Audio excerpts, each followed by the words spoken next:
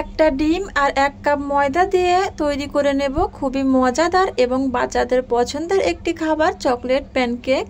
আসসালামু আলাইকুম, আমি তনুজার রান্নাঘরে আপনাদের আরও একবার স্বাগত জানাই। একটা ডিম দিয়ে তৈরি করা সত্ত্বেও কেকগুলি অনেক বেশি স্পঞ্জ ও সফট তৈরি হবে। এটি শুধুমাত্র বাচ্চারাই নয়, বড়রা খেতে অনেক পছন্দ করে। তো চলুন শুরু করা যাক। প্রথমে একটি মিক্সিং বোলে একটা রুম টেম্পারেচারে থাকা ডিম নিয়েছি। ওর মধ্যে দিয়ে দিয়েছি 1/2 কাপ পরিমাণ চিনি গুঁড়ো। চিনিটা আমি একটু মিক্সারে ব্লেন্ড করে গুঁড়ো করে নিয়েছি, এতে করে খুব সহজেই গলে যাবে। একটা হ্যান্ড উইক্সের সাহায্যে চিনি এবং ডিম ভালো করে ফাটিয়ে নিতে হবে। যখন দেখবেন কালারটা এরকম চেঞ্জ হয়ে এসছে, ওই পর্যায়ে আমি শুকনো উপকরণগুলো দিয়ে দেব। একটা ছাঁকনি নিয়েছি, ওর মধ্যে 1 কাপ পরিমাণ ময়দা, 1 কাপের 4 ভাগের 1 ভাগ কোকো পাউডার, 1 কাপের 4 ভাগের 1 ভাগ গুঁড়া দুধ, অল্প একটু বেকিং সোডা, অল্প একটু লবণ দিয়ে ভালো করে চেলে নিতে হবে।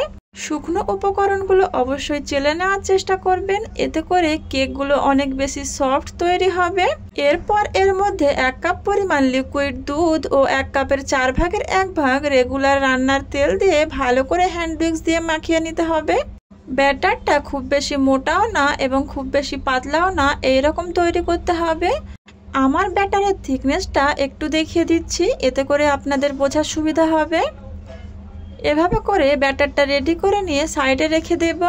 চুলায় একটা প্যান বসিয়ে গ্যাসটাকে একদম লো আঁচে রেখে দিতে হবে এবং একটা মেজারমেন্ট কাপে করে আমি ব্যাটারটা মেপে নিচ্ছি, এতে করে সবগুলো কেক একই সাইজের তৈরি হবে।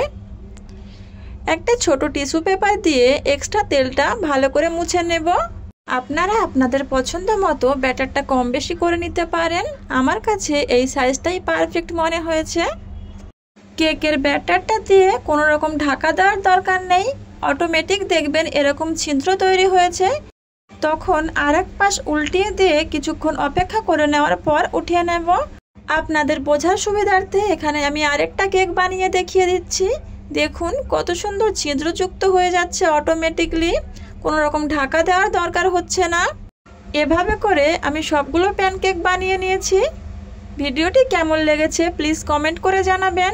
যদি আমার চ্যানেলে নতুন হয়ে থাকেন তাহলে চ্যানেলটিকে সাবস্ক্রাইব করে পাশে থাকবেন। আর যদি ভিডিওটা ফেসবুক থেকে দেখে থাকেন তাহলে পেজটিকে ফলো দিয়ে রাখবেন, এতে করে ভিডিও আপলোড করলেই আপনার কাছে পৌঁছে যাবে। আপনারা সবাই সুস্থ থাকবেন, ভালো থাকবেন। আল্লাহ হাফিজ।